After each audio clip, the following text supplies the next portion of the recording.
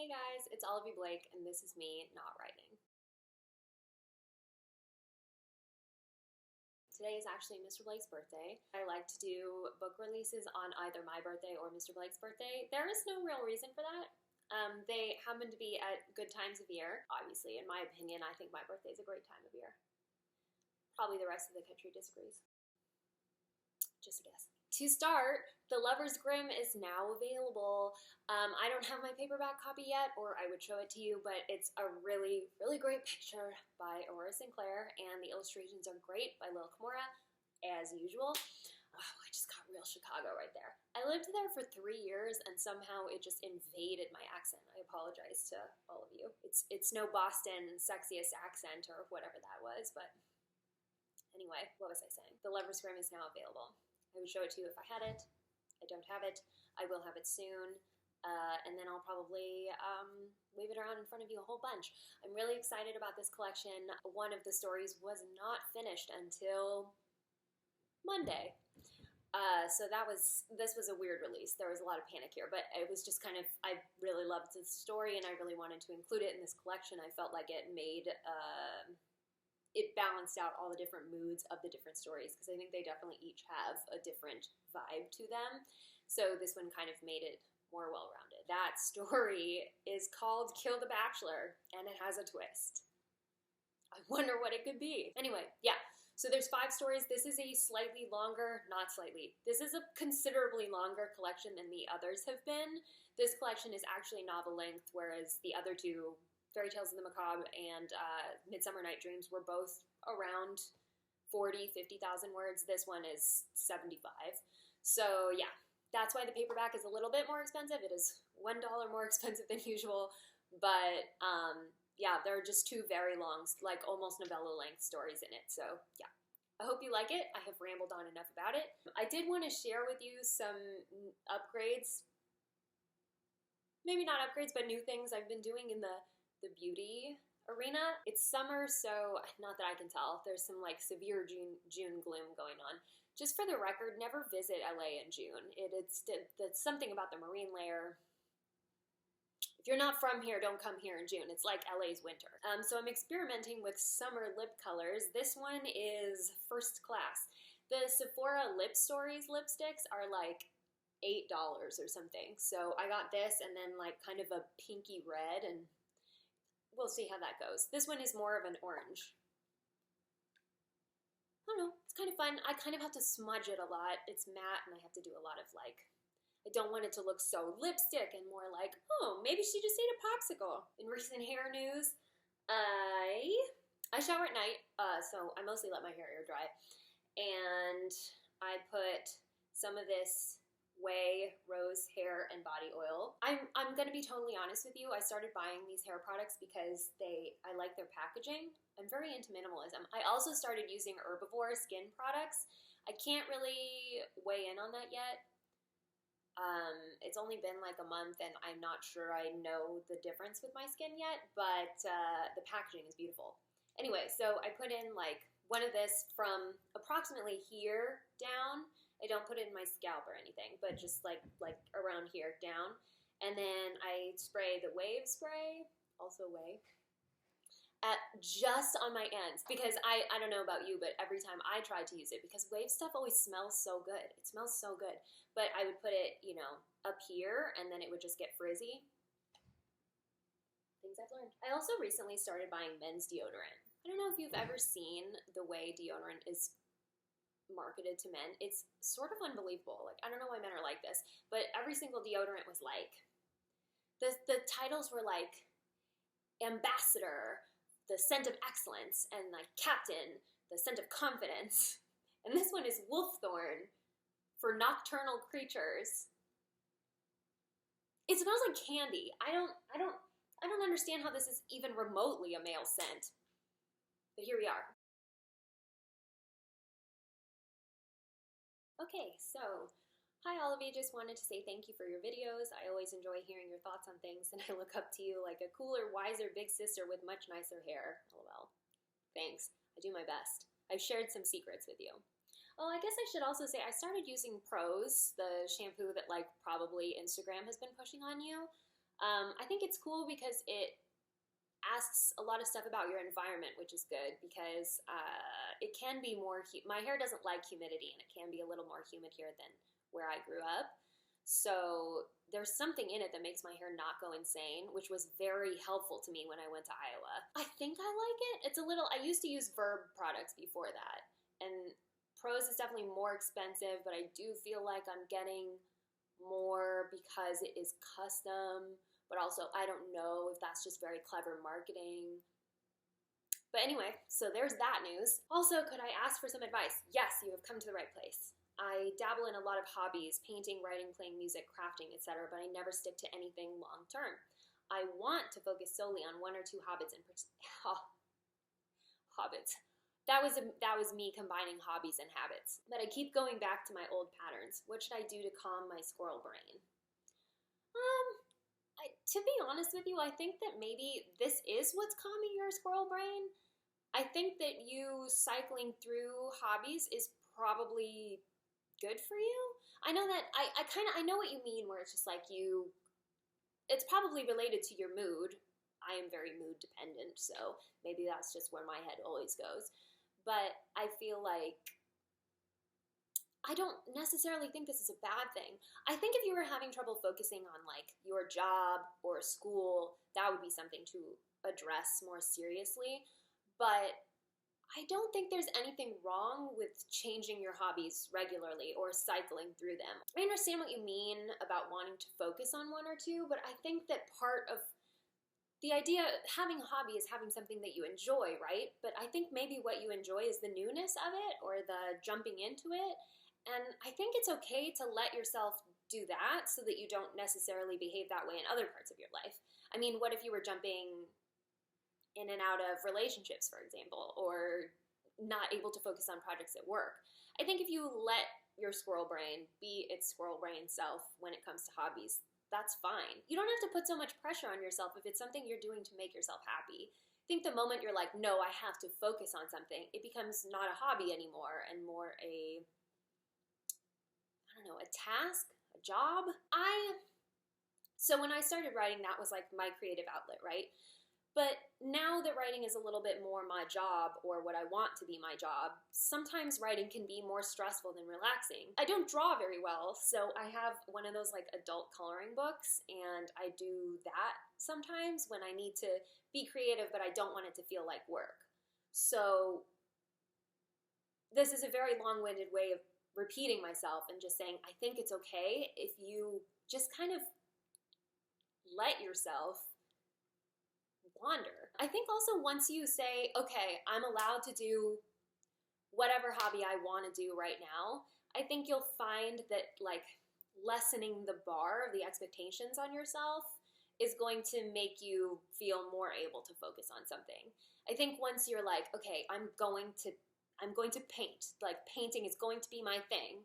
And then the first time you encounter something that is difficult about it, or you get frustrated and you want to move on, but then you tell yourself, no, I said I was going to do this, so I'm going to do it. That takes a lot of the fun out of it, right? So that's probably why you want to jump to something else. But if instead you just say, today I'm going to paint because I feel like painting, and maybe tomorrow I'll write. Maybe the next day you'll still want to paint. I don't know if does that make sense? I just think there's so many expectations on us all the time. You don't need to add to that. This is something you're doing for yourself. So do it for you. Just do whatever you want to do. This is your hobby. This is your thing you get to do because you love it, because it makes you feel better about your life or yourself or your relationships or whatever. It relaxes you in some way. It gives you a sense of meaning. This is what hobbies are for. So don't make it something that you can fail at. It almost seems like you see your jumping around as some sort of failure. But you're not failing. You're not doing anything wrong. You're just exploring. And, maybe the reason you're jumping around is because you haven't found the thing you like most. That's fine. You have so much time to figure it out. And until then, just do the thing that you want to do. This is the time to embrace your freedom, I think. And you want to expose yourself to different things. That's really how people grow. I'm making this a very broad, annoying conversation. But yeah, just go with it. Just go with it. And if it's the sort of thing where you just can't focus on anything, that might be a different problem, but we can address that. That's a separate question. Light is always changing in here. I apologize. This is not cinematic excellence. Okay, this one is going to be hard for me. All right. Hi, Olivie. I've got a question. I once was at a bar where a guy grabbed my boobs and walked away. I didn't know what to do, and I just froze. My teacher saw it, and he made fun of me later for it. I'll be by myself on a trip later this year. Any tips for dealing with this? If I ever saw that guy again, I'd punch him in the dick. Okay, this makes me very depressed, right? Because this is one of the truths about being a woman is that guys are always going to do this to us, right? They're always, for some reason, going to see us as objects. There's always going to be the guy who grabs your boobs, and there's always going to be the teacher who thinks it's funny. Like, there's going to be variations on that, but we encounter that all the time. This is part of the reason for feminism, right? Is because only a woman understands this experience. Only other women know what it's like to go through this. And there's even more truths to it than what you're saying. Because my gut reaction is, do not travel by yourself, right? Or if you're going to travel by yourself, then don't go to bars. Just don't do it. When men have alcohol in their systems, it's not a situation you can trust for a number of reasons. Number one, and again, I hate that I'm saying all of this. I don't want to say all of this. I wish this weren't true. This is just the world as it is. Let's face the world as it is first, and then talk about what we can do about it. So first of all, you shouldn't be in a bar by yourself. You just shouldn't. It's dangerous. Hopefully you know why it's dangerous, or I think we all know why it's dangerous. Because there is nobody watching you, no one watching your drink, no one protecting you, and I don't mean protecting you in a physical way. I gotta move on. So I would advise you not to be alone in a bar, and I hate that I'm just putting limits on your experience. You can see me going around in circles because I want so badly for this not to be the thing I'm saying, but it has to be. Because the truth is, like, I've spent the last over a year boxing 2 to 3 times a week, right? So I don't consider myself a weak woman. I think that there are plenty of men where it's like, I could take you. I could do that. But then again, there are plenty of men in my boxing class who haven't boxed for as long, or who aren't really in shape. Like, we could do like a push-up competition and I would win. I would hold a plank for longer, say. But they can hit me twice as hard as I can hit them. And there was a really frustrating day where I came home and, Mr. Blake is pretty good at anatomy and physicality. That's sort of his deal, and physics. And I was just like, I don't understand. Why are they stronger than me? I feel like I have more mental toughness. I feel like I can handle myself. I know what I'm doing, and I'm doing it better in terms of technique.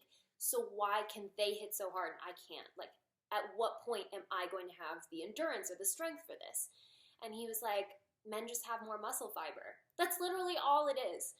And there's something just so deeply frustrating about that, right? But the reason I'm saying this is that last line worries me, because if you punched this guy in the dick, he might punch you back, which would be a disaster. 2, you could get arrested. So now this is the part of me that worked for the public defender's office, right? You are going to be seen as the aggressor if you did that, because there are not a lot of courtrooms where a male judge is going to see a guy grabbing your boobs as an attack. It is. We know that it is. We know it's assault.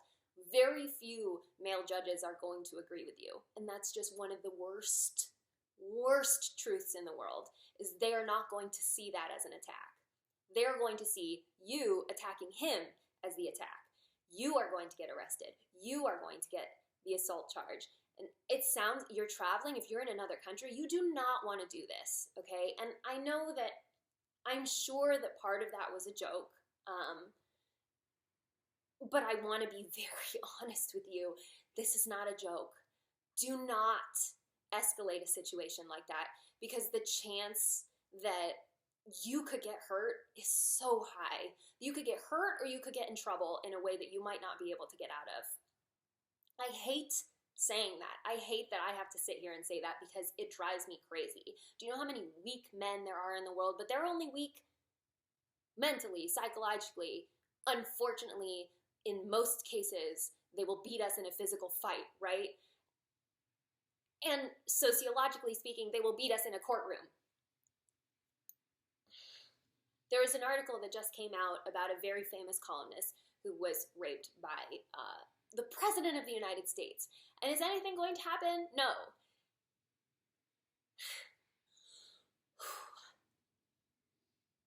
This is the reality that we live in. And so there are two answers to your question. One answer, do not go to a bar alone. If you're going to be traveling alone, then try to be in public places that don't involve alcohol. Don't go anywhere alone with a stranger.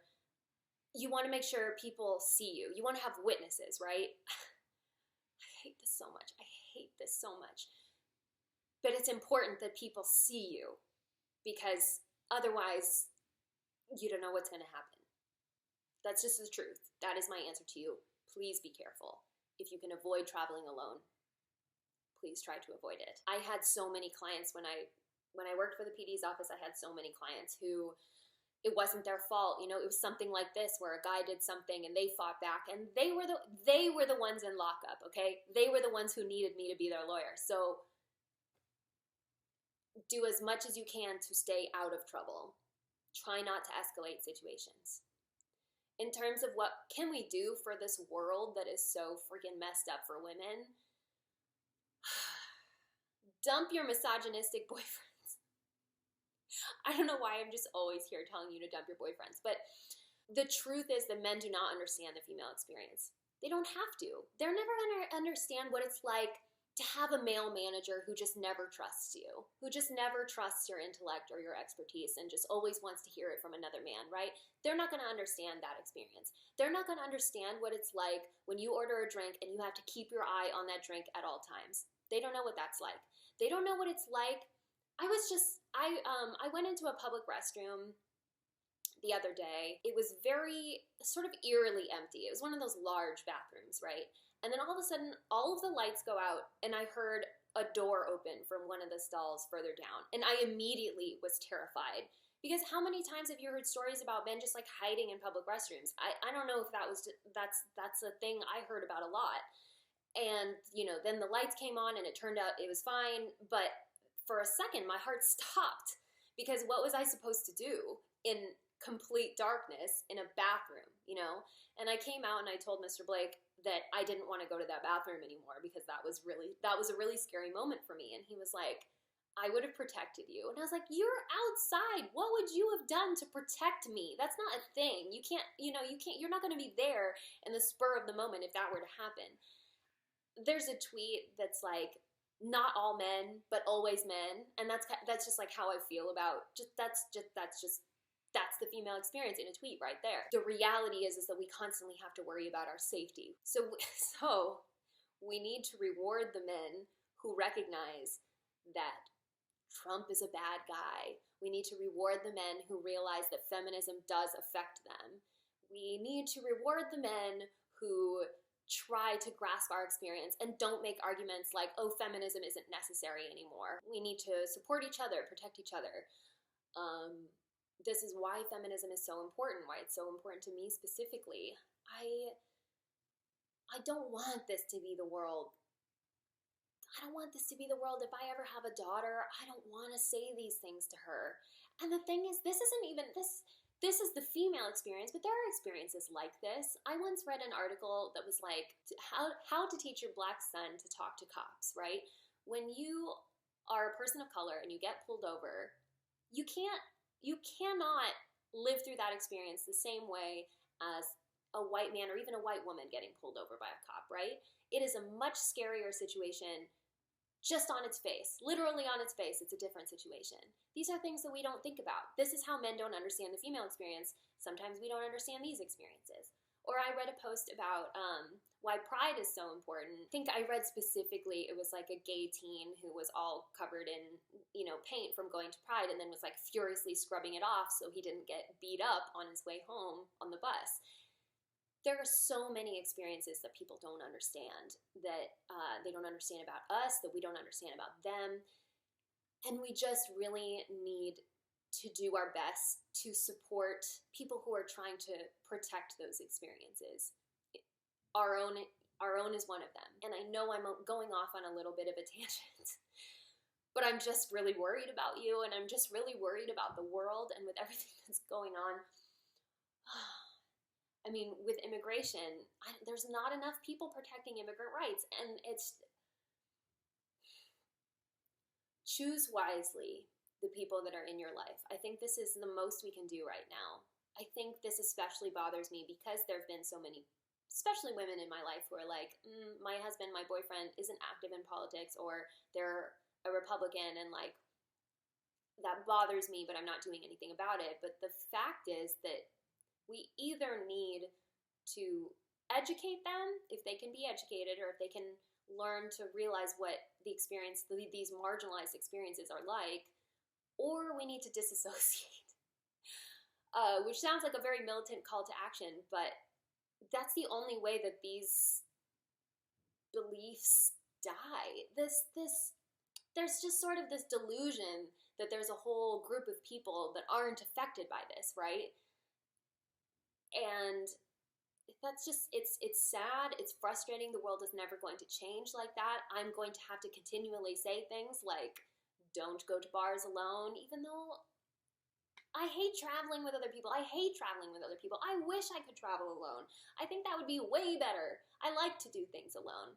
But the fact is that there are some things I cannot do alone. I could be the most capable woman in the world, and it's just not going to happen for me. But I hope there's something we can do for the generations that come after us. When I was reading that article I told you about, it's by the Ask E. Jean columnist who writes for Elle. I'm sure you've probably seen this article floating around the internet because it's horrific but important. I'll link to it. But I saw a lot of responses to it that were like, women from an older generation were like, this is what happened. This is what happened. This is just what society was. We just got abused and assaulted all the time, and thank goodness these younger generations don't have to worry about that. That's not true. We do worry about it. We don't worry about it the same way they did. I mean, we definitely have the attitude that it shouldn't happen, and it's stigmatized. God, can you believe assault is a stigma? That's it. It's not really as criminalized as it should be. It's just a stigma. But we can make it better. We can do something to make it better. I think that's the most we can do. And this was not a satisfying answer. And I'm sorry. I'm just so sorry that this is the world. It feels very hopeless at times. But yeah, I don't know. This is what we can do is support each other and hold people accountable in ways that feel very distant, like voting for someone who's not a rapist.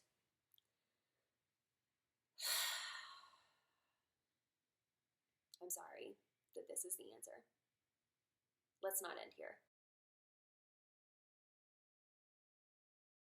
Have you done your number one thing to do on your bucket list? Hope you had a good day. Thank you. So I don't really keep a bucket list because for me, I'm very task oriented. So if I had a bucket list, I would just see that as like a stressful thing, like things that I needed to cross off immediately. I did, like there's places I want to go that are, I think, being slowly crossed off. One of the ironic things, I used to be very into Marie Antoinette, who wasn't really, I don't know why we're so fascinated by her, but queens are very fascinating. And I read about how there were all these diamonds sewed into her wedding gown for the purpose of it being flashy in the Hall of Mirrors at Versailles. So I wanted so badly to go see the Hall of Mirrors, and when I went, it was under construction. So I guess that's technically still on my list because I haven't technically seen it. It was a very frustrating day for me. But yeah, you know, I think there was a point in my life where I would have said the number one thing was to fall in love, like really fall in love, and I guess in that sense I accomplished it. That's not really a bucket list item so much as I don't know. I don't know what to say about that, but it feels like that part's been checked off. Even though I want a whole lifetime of it, so I guess I can't check that off until I'm getting so corny. It's cancer season, guys, that we're all emotionally soft. We're all just soft crabs.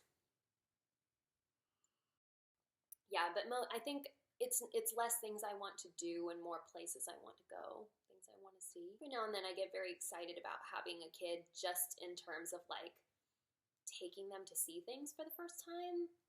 I don't know, I think I still have my sense of wonder and I want to pass that on to something.